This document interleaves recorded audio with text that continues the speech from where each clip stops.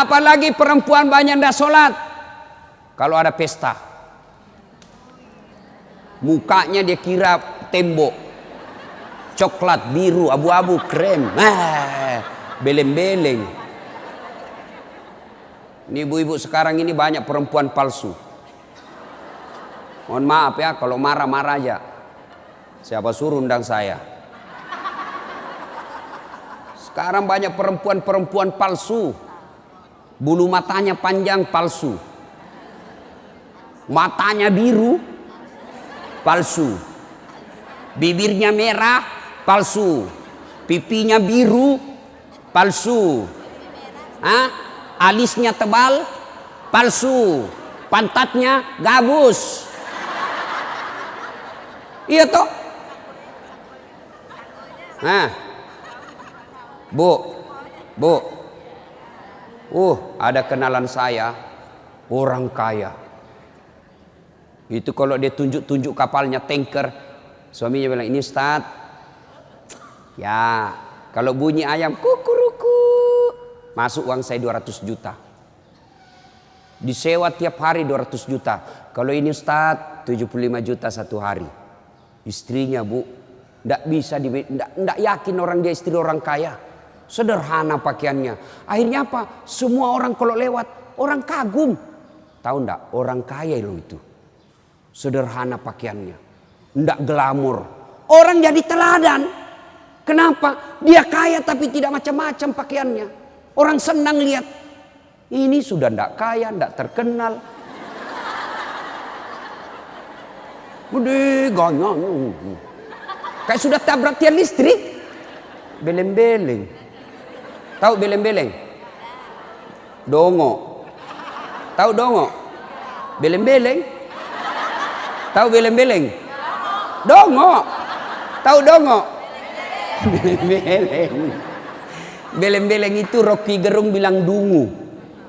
Dungu atau oon. Tahu oon? Es krim ditiup. Itu beleng-beleng itu. Cuk, banyak perempuan tidak sholat gara-gara make up. Make up.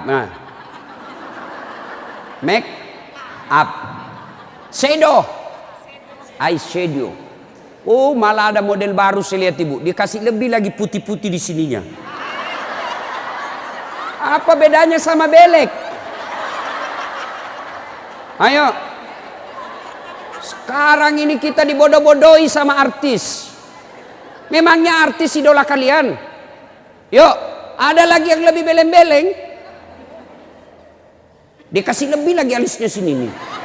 Ada lebihnya sedikit naik, gini modelnya. Saya bilang, kenapa lagi dikasih lebih? Dia bilang, seperti artis Korea.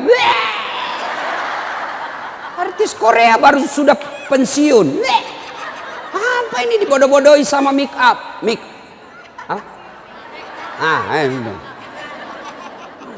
Bu, demi Allah, kami para suami tidak membutuhkan itu semua. Yang kami butuhkan kecantikan hati. Ini cantik-cantik, memang cantik, tapi bukan untuk nyenangin suami. Tapi giliran mau tidur, ndak sikat gigi, daster 3 hari ndak dicuci, kelihatan bulu ketek, muka dikasih bedak kencur, dikasih bawang matanya, ngorok. Bagaimana suamimu ndak menderita? Giliran mau pergi pengantin, Masya Allah, cantik betul. Ibu untuk apa cantik-cantik ini? Biar ibu mondar-mandir macam-macam, tetanggamu tahu ini tetangga saya. Andai koroba cak menjadi selebriti, mukamu ndak dikenal orang kaya artis Korea, oke lah. Tapi biar diapain orang tahu juga, tetangga saya ini. Udahlah, apalagi ibu yang rajin majelis taklim. Tiap minggu, tiap pekan hidup pengajian. Tapi tidak ada perubahan itu. Rugi. Habis waktu. Tidak ada guna. Mending tinggal di rumah tidur. Majelis taklim. Sudah 4 tahun majelis taklim. Tiap pekan dengar pengajian. Tapi make upnya malas dia sholat. Yang disenangi Allah cantik hatinya. Kalau hati cantik meskipun muka tidak halus orang senang. Ya, gara-gara mikam tidak sholat. Jadi bagaimana solusinya Ustadz? Kalau pengantin mau pengantin, gimana solusinya? Wudhu dulu, baru tancap, sudah itu tahan kentut. Biar sudah wudhu batal. Sedikit aja keluar Ustadz batal. Nggak habis Ustadz batal. Bagaimana? Nah, apalagi yang membuat orang ibu-ibu nih banyak ndak sholat? Selesai haid, nifas, make up. Yang keempat apa? Jilbab. Banyak ibu-ibu malas sholat gara-gara jilbabnya susah dipakai. Jilbab sakaratil maut. Saya ibu sudah keliling-keliling ceramah. Mana-mana saya ceramah. Saya ke Filipina Selatan, jilbabnya orang Melayu sana, segitiga saja, satu peniti, selesai. Malaysia juga begitu. Saudi malah satu lubang masuk, selesai. Tapi coba lihat jilbabnya ibu Indonesia. Ngeri bu. Ada kayak ada talinya 2 meter, diikat-ikat. Disimpan di lehernya. Itu diikat lehernya. Lalu dikasih kembang. Sudah tidak bisa goyang itu lehernya. Nah, iya toh? 3 lapis. Ini penutup kepalanya 3 lapis. Ada kuningnya, abu-abu, coklat. Dikasih mereng lagi sedikit. Coba. Lalu ada kayak pohon di belakang. Biasa kalau ada pengantin, gimana caranya dia pakai ini ya? Nah, sudah diikat lehernya, pakai pula rok yang sempit. Rok sempit. Jalanlah dia bilang suaminya, buru-buru bu, katanya, tunggu sebentar pak. Beleng-beleng. Beleng-beleng. Coba kalau lebar, kan enak lari dikejar anjing.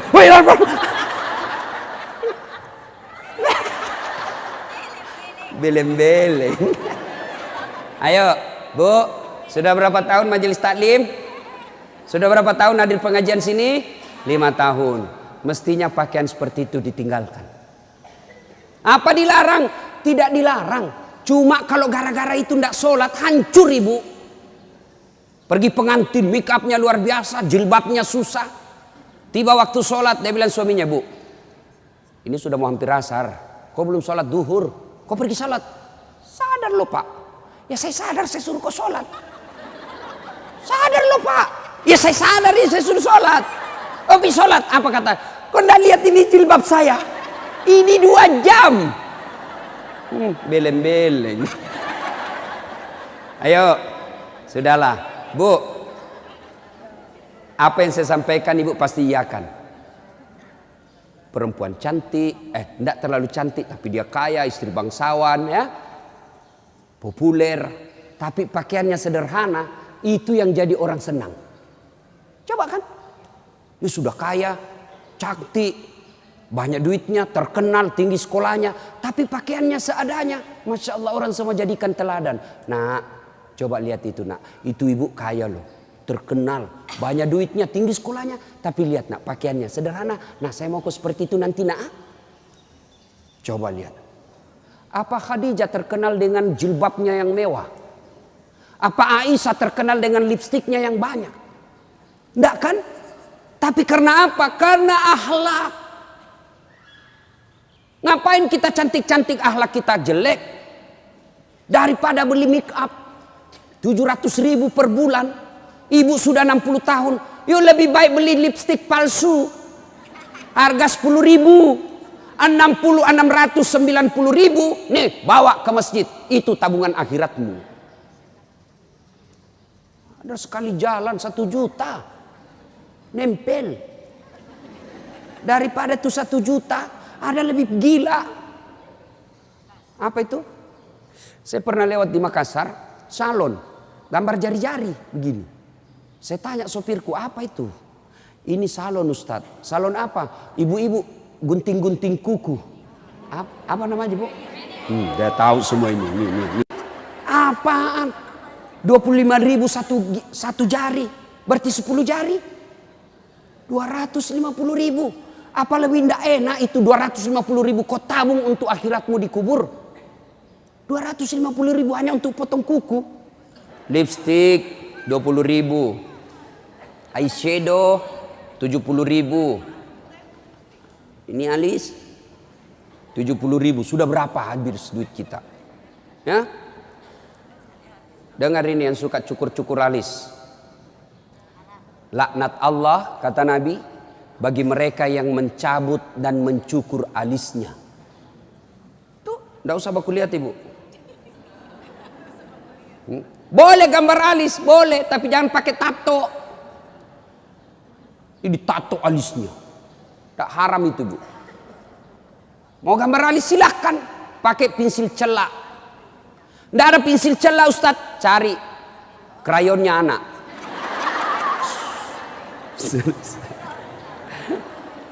Nah ya, kalau ada pengantin, ibu-ibu silahkan make up, tapi jangan berlebih. Jangan gara make up dan jilbab ibu tidak sholat, padahal sudah 5 tahun majelis taklim. Auzubillah min zalik. Tidak ada gunanya itu. Maka tunaikan sholat dengan sebaik-baiknya, ibu akan dirindukan oleh surga. Saya sudah sholat Ustadz, kenapa hidup saya masih susah? Berarti sholatnya belum sempurna. Ada yang di sini sakit Ibu, asam urat, gula, kecil buat Allah sembuhkan itu. Kecil. Apa susahnya Allah sembuhkan penyakit itu? Kecil. Cuma kadangkala ketika kita sakit kita lupa Allah. Kita lebih senang ke dokter. Emang dokter yang sembuhkan penyakit? Ya. Mohon maaf kalau ada dokter di sini. Sampai detik ini saya belum pernah ketemu dokter yang hebat. Kenapa? Begitu saya ke dokter, saya juga yang kasih tahu penyakitku. Iya toh? Assalamualaikum Dok. Waalaikumsalam Ustaz. Masih sini Ustaz. Kenapa Ustaz? Mencret-mencret Dok. Mules terus perutku Dok. Kenapa bisa? Dalam hatiku, ya urusanmu dong, kalau kau dokter. Masa saya kau tanya? Yang hebat kalau baru muncul, Ustadz pasti mencret. Itu yang hebat. Tapi kan tidak. Allah tanpa diberitahukan, tanpa curhat, Allah tahu apa penyakitnya ibu. Maka datang sholat. Sudah itu sholat, sudah itu sholat, sudah itu sholat, baru ke dokter. Ayo perbaiki sholat ibu. Tidak ada susahnya Allah kasih dunia. Ustaz, saya sudah 30 tahun rantau ke Jogja. Tidak bisa beli rumah Ustaz. Masih ngontrak-ngontrak. Tidak usah cari capapnya. Periksa sholatmu. Saya sholat Ustaz. Kok begitu hidupku? Berarti belum ikhlas. Mana buktinya belum ikhlas? Suka nunda-nunda sholat. Asar sholatnya dekat duhur. Duhur sholatnya dekat asar. Berarti ibu perhatikan dah. Coba, sholat maghribnya itu juga wudhunya asar, itu juga maghrib, itu juga isya, karena berdekatan. Itu tidak ikhlas. Sholat Ustadz, betul ibu sholat, tapi pakaiannya itu juga dipakai masak, itu juga dipakai bertetangga, itu juga dipakai ke pasar, itu juga dipakai tidur, tidurnya ngiler lagi. Ini. Pas dibangun suaminya, dipakai lagi sholat, najis. Pantas 30 tahun sholatnya tidak bisa memperbaiki hidupnya. Kenapa? Sholatnya tidak sesuai yang diajarkan Nabi. Saya sholat Ustadz, betul ibu sholat, tapi tidak semangat. Allah.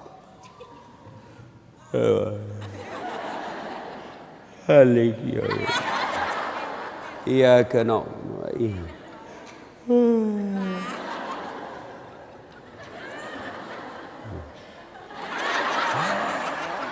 Ada juga yang sholat seperti itu. Ada yang sholat gitu.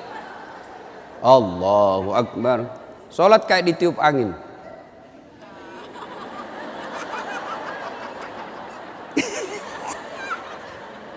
Ayo, ada juga yang sholat semangat.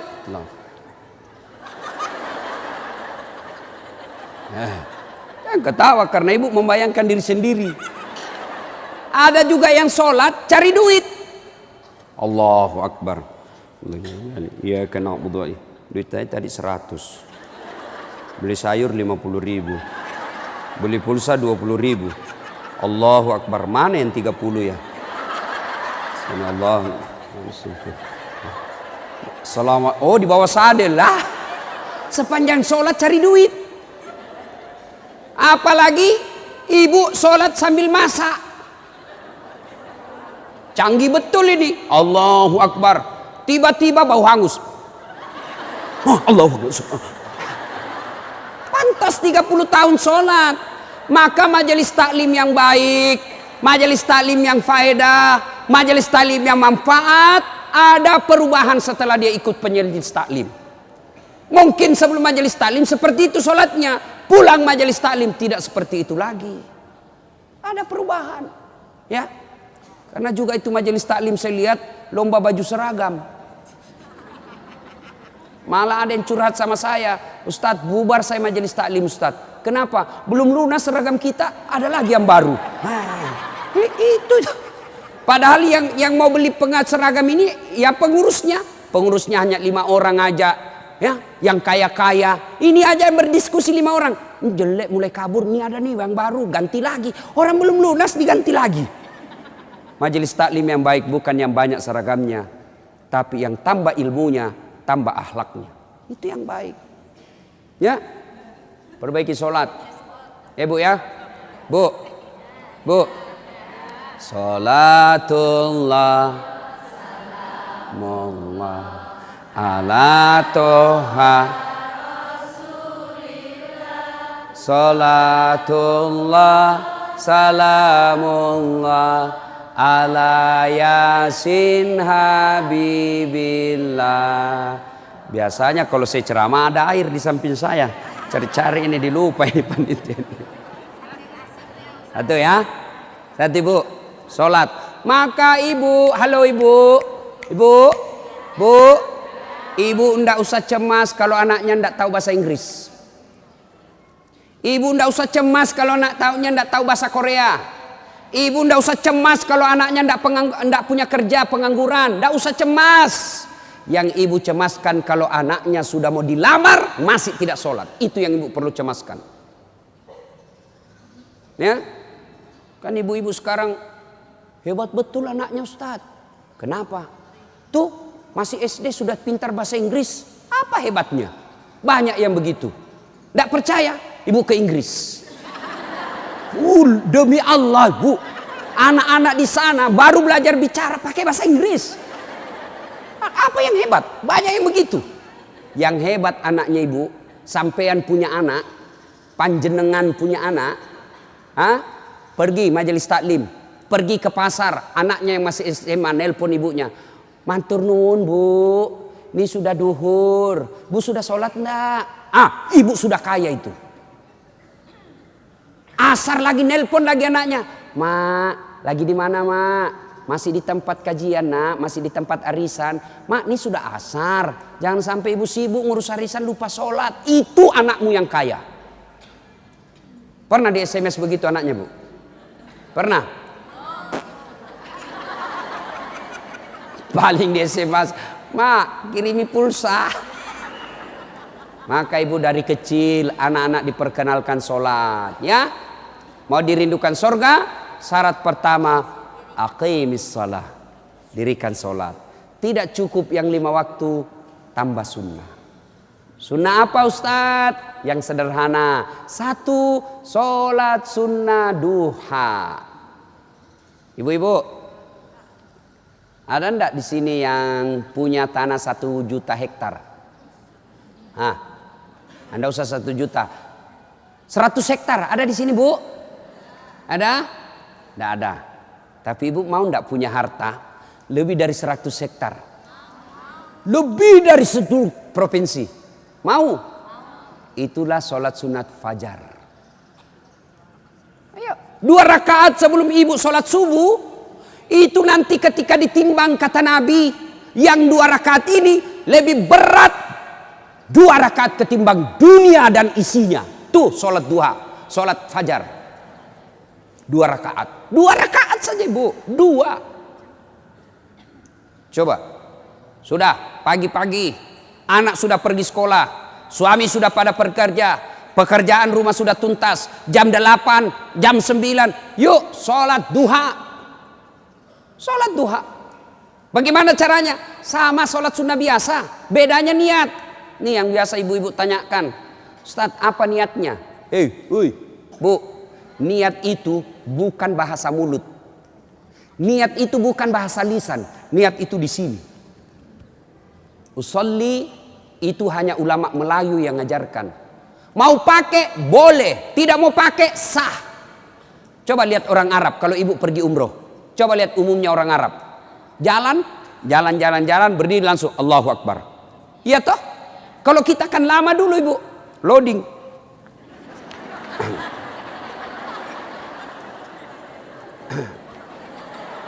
Allah.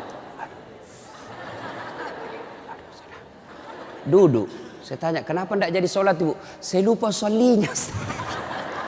Boleh tidak ucapkan. Mau ucapkan silahkan.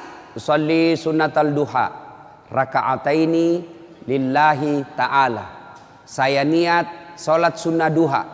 2 rakaat. Sunnah hukumnya bagi saya lillahi ta'ala. Allahu Akbar. Tuh. Nggak hafal juga itu Ustaz. Ambil jalan pintas. Berdiri tegak. Menghadap ke kiblat, baru ibu bilang begini, Tuhan, sholat sunnah duha ya, Allahu Akbar.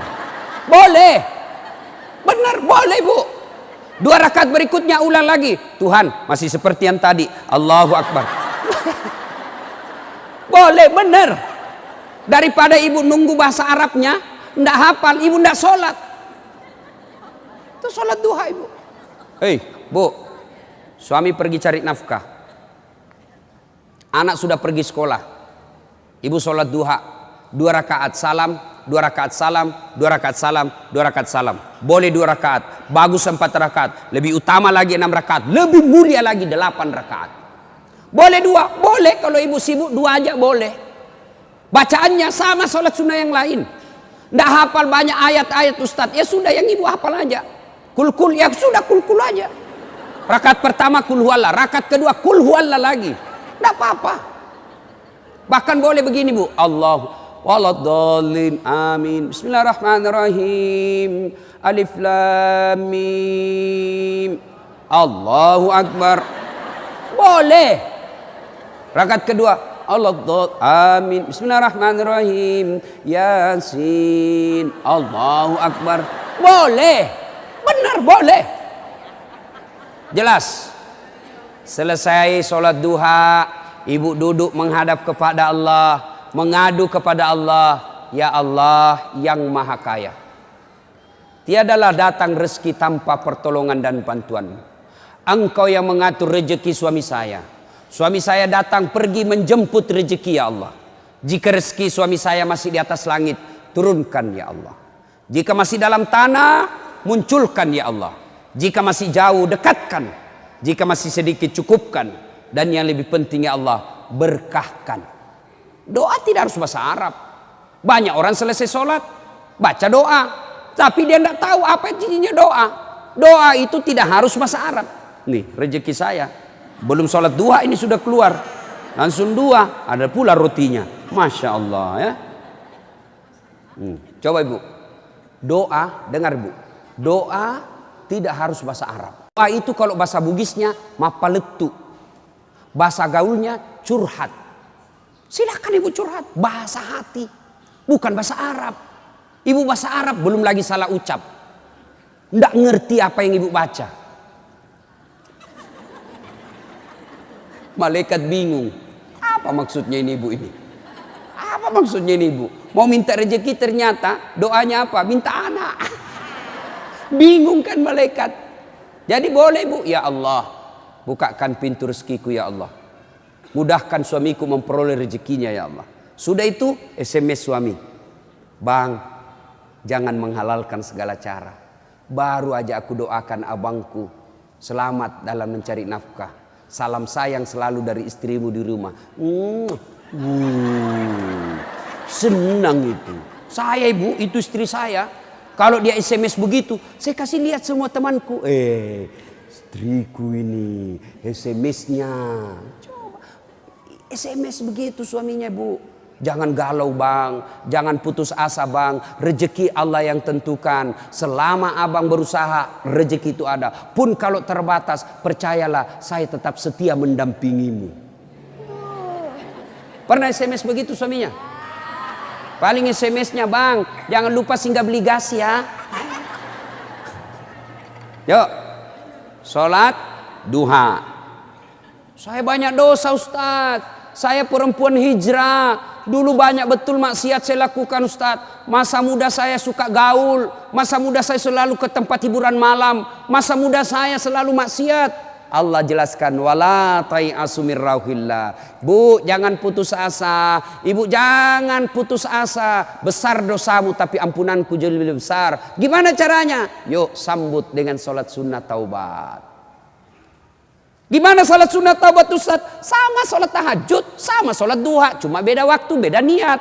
Kalau duha pagi hari, salat taubat boleh pagi, boleh, tapi waktu paling bagus yang dilaksanakan Nabi selesai salat maghrib nunggu isya. Jadi ibu ndak ada kegiatan nih sudah maghrib, datang ke masjid nunggu isya, ndak usah pulang, nunggunya salat taubat 6 rakaat. 2 rakaat salam, 2 rakaat salam, 2 rakaat salam, 6. Boleh 2, boleh. Salat taubatnya, niatnya sholli sunnatal taubat raka'ataini lillahi ta'ala. Saya niat salat sunat taubat 2 rakaat, sunnah hukumnya bagi saya lillahi ta'ala. Allahu Akbar. Baca doa iftitah, baca Al-Fatihah, baca surah pendek, ruku, itidal, sujud dan seterusnya. Kapan taubatnya Ustaz? Sujud terakhir. Sujud terakhir. Ibu taubat. Ya Allah. Tadi saya hilap ya Allah. Di kantor saya hilap. Dia pegang tanganku, bosku. Dia jemar, dia remas-remas jari-jariku ya. Aku pun membalasnya ya Allah. Akhirnya beremas-remaslah kami ya Allah. Ya Allah saya hilap ya Allah. Maafkan saya ya Allah. Rabbana la tusik qulubana ba'da is hadaitana wa hab lana min ladunka rahmah. Ya Allah saya hilap ya Allah. Ampuni saya. Jangan engkau palingkan hati hamba. Jangan engkau sesatkan hati hamba setelah engkau berikan hidayah ya Allah. Ampuni saya ya Allah. Allah ampuni. Yang penting tobatnya tobatan nasuha. Jangan tobat ibu hamil. Ibu-ibu masih ingat waktu hamil? Melahirkan. Ingat waktu melahirkan? Tidak mau lagi saya Pak. Tobat. Hancur saya Pak. Tidak mau lagi saya. Terakhir ini saya hamil. Terakhir Pak. Tidak mau lagi saya hamil. Terakhir tidak mau lagi. 6 bulan kemudian. Hamil lagi. Ya. Nah. Banyak jenis-jenis sholat sunnah. Tapi lain waktu kita laksanakan. Lain waktu kita lanjut. Pertama dirindukan surga. Dirikan sholat. Yang kedua. Kata Nabi. Wasyamu Ramadan. Berpuasalah di bulan suci Ramadan. Alhamdulillah tuntas puasa Ramadan. Tapi jangan puas sampai di situ Bu. Maka kita lanjutkan dengan puasa Senin Kamis. Ya, puasa yang paling baik. Puasa yang tidak pernah ditinggalkan Rasulullah. Puasa Senin Kamis. Bu ibu nih yang agak lebih berat badannya. Bukan gemuk. Cuma perbandingannya kurus. Bukan. Orang bilang Ustadz kurus betul. Bukan kurus, kamu yang gendut. Yang lebih berat badannya. Yuk terapi Senin Kamis. Senin Kamis. Ibu-ibu mau sehat Senin Kamis. Bagaimana? Mulai Kamis ini jangan pernah lagi lepas puasa. Bangun makan sahur. Ternyata jam 9 lupa kalau puasa. Makan aja. Terbiasa kan setiap pagi kita sarapan. Nah Kamis ini kita mulai. Karena kebiasaan kita bertahun-tahun sarapan. Ya sarapan makan. Begitu lagi selesai. Wih. Kamis. Ternyata saya puasa. Lanjut. Boleh. Yang tadi 1 mangkuk. Rezeki. Ibu lupa. Ternyata siang. Makan lagi. Wih. Kamis. Puasa. Lanjut lagi Bu. Benar ibu lupa. Lanjut. Boleh. Ternyata asar. Ada lagi kasih es cendol.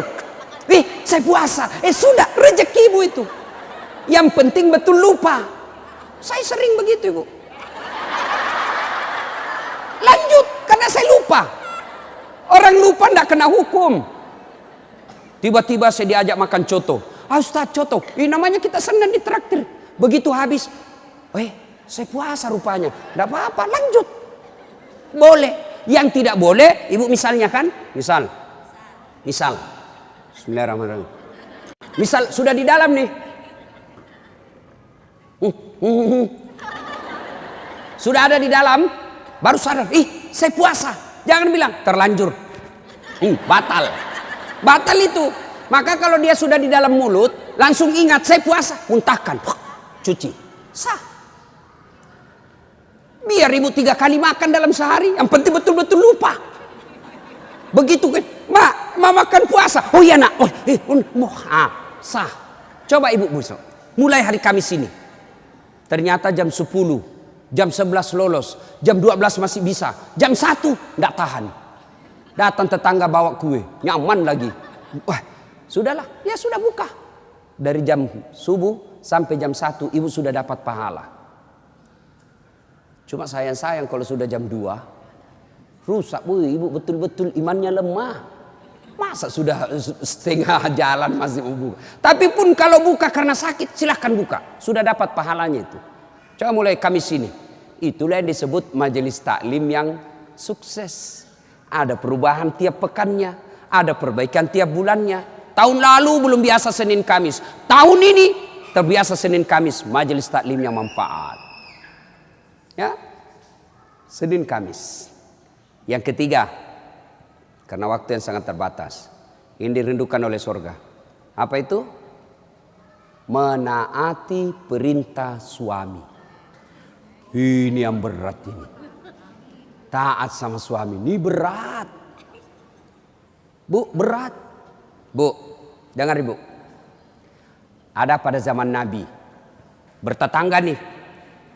Tiba-tiba ibu yang tetangganya ini wafat ibunya. Maka tetangganya datang. Misal nih, dia bertetangga. Meninggal ini tetangganya, dia datang panggil anaknya, anak tetangga. Bu Haji, emak sampean wafat. Datanglah membesuknya. Mulai dari sakit. Mohon maaf Bu, saya tidak bisa besuk ibu saya. Saya tahu sakit, tapi suamiku keluar. Saya dipesan tidak boleh pulang, tinggalkan rumah sebelum pulang. Pulang yang utusan. Sakaratil maut sudah ibunya, datang lagi. Bu, ibu sampean sudah sakaratil maut. Datanglah kau besuk. Mau sekali, tapi mohon maaf suami saya belum pulang. Pulang lagi utusan. Wafat ibunya. Bu, yang terakhir kalinya, bumu sudah wafat, maka mau dimakamkan, kau datanglah sekali aja sebelum dimakamkan. Apa kata ibu? Mohon maaf suami saya belum pulang, saya dilarang keluar sebelum pulang. Saya doakan ibu saya dimakamkan. Tidak datang ini anaknya. Marah ini utusan. Dia datang kepada Nabi melapor. Ya Rasulullah, keterlaluan betul itu tetangga saya. Mulai dari sakit, sakaratil maut, sampai wafat, dimakamkan, tidak datang besuk ibunya. Saya 3 kali datang memanggilnya, ya Rasul. Nabi kata, wih, nak durhaka betul itu. Kok bisa begitu? Kenapa bisa? Ya Rasulullah, suaminya pergi jihad, perang. Dipesan sama suaminya, jangan pernah tinggalkan rumah sebelum saya pulang. Mendengar ini, apakah Nabi marah? Subhanallah, dengar ibu. Subhanallah. Nabi lalu bersabda, alhamdulillah, diampuni dosa ibu yang wafat karena punya anak, istri yang taat sama suaminya. Masya Allah. Kira-kira masih ada istri zaman sekarang begini? Masih ada. Baru 10 menit pergi suaminya, dia telepon temannya, datang aja, suami saya sudah keluar. Bu, taat sama suami, itu pintar redanya ibu masuk surga. Ibu mau tanda fungsi utama suami? Bu, Halo ibu. Pintu fungsi utama seorang suami. Ibu mau tahu? Mau tahu ibu? Jalan pintasnya ibu masuk surga. Passwordnya masuk surga. Kenapa? Ridha suami itu ridhanya Allah. Kalau ibu sudah ridhanya, suami sudah ridha sama ibu, Allah tersenyum kepada ibu. Sebaliknya kalau suami tidak senang sama ibu, tidak pernah baik hatinya suami sama ibu, percayalah, susah ibu masuk surga. Betul. Ridhanya Allah itu tergantung ridha suami. Kenapa bisa Ustaz? Karena kami ini suami yang nanggung ibu dunia akhirat. Ibu kira enak jadi suami? Dipikir bagaimana supaya kita bisa beli mobil, ibu bisa enggak kena matahari jalan. Kami pikir suami bagaimana supaya ibu bisa pakai baju baru tiap bulan supaya saudaramu enggak menghina kamu. Dipikir bagaimana supaya suami istri saya pakai emas, berlian, supaya tetangganya tidak menghina dia. Itu dipikir semua oleh suaminya. Mana ibu pernah pikir bagaimana supaya saya belikan suamiku berlian? Pernah ibu? Ayo. Bukan cuma di dunia. Di akhirat pun ibu. Ibu ditanggung oleh suami. Beruntunglah wanita Islam. Wanita Islam itu sebelum diperiksa semua amal-amalnya, sebelum diperiksa puasanya, diperiksa hajinya, ada 4 laki-laki yang harus menanggung dia. 4 laki-laki yang harus menanggung ibu. Siapa? 1, orang tua, bapak. 2, suami. 3, anak laki-laki. 4, saudara laki-laki. Ini 4 yang bertanggung jawab terhadap ibu. Kenapa itu perempuan dia pakai jilbab? Ditanya suaminya, ditanya bapaknya, ditanya anak laki-lakinya, ditanya saudara laki-lakinya. Ternyata ini 4 laki-laki yang tidak beres, maka ibu bebas tugas. Itu enaknya jadi perempuan Islam. Beda kami laki-laki. Biar kami sholat, ketua majelis ulama, hafal Quran, istrinya tidak pakai jilbab, istrinya tukang gosip, istrinya tidak puasa, istrinya tidak nutup aurat, istrinya tidak sholat. Demi Allah, ku ampusakum wa ahliku. Suamimu, nih kau masuk neraka sama istrimu. Ditanggung ibu dunia sampai akhirat. Suamiku tukang selingkuh Ustaz, suamiku pemabuk, suamiku tukang tipu, suamiku koruptor. Tidak ada hubungan, dia yang tanggung dosanya. Ibu kalau baik agamanya, tadkhulul jannati bisalam. Kata Nabi, nih 7 pintu surga. Ibu pilih mana yang ibu mau masuki. Tidak ada urusan dengan suamimu. Itu enaknya. Jadi ibu jangan suka ngomel-ngomel. Beruntunglah ibu menjadi wanita Islam. Supaya sekali ngeluh, suami saya Ustaz, ini lebih parah lagi, dia curhat di Facebook. Ada juga ibu-ibu sekarang suka sekali ungkap aib suaminya di medsos. Di mana di kau? Tak kusangka kau begitu. Kesepian banget, pret. Apa yang begini? Ya, ibu taat perintah suami. Passwordnya ibu masuk surga, ridha suami. Tapi kalau ibu durhaka sama suami, susah. Perempuan sekarang kan banyak tidak hormat sama suaminya. Ketika Nabi Isra Mi'raj kan diperlihatkan. Masuk Nabi surga, Masya Allah banyak betul penghuni perempuan. Begitu Nabi masuk neraka, na'udzubillah min zalik, lebih banyak lagi perempuan di neraka. Lalu ditanya Nabi sama sahabat, kenapa bisa begitu ya Rasul? Ada 2 kelemahan perempuan. 1, tidak bisa tahan mulutnya cerita kejelekan orang. Yang kedua, dia tidak taat dan tidak mensyukuri suaminya. Itu sebabnya. Kalau ibu pandai mengendalikan mulut tidak cerita orang, yang kedua taat sama suami, gampang ibu masuk surga. Cuman kita kan ini penyakit kita. Datang begini masih gosip tuh. Damai tapi gersang.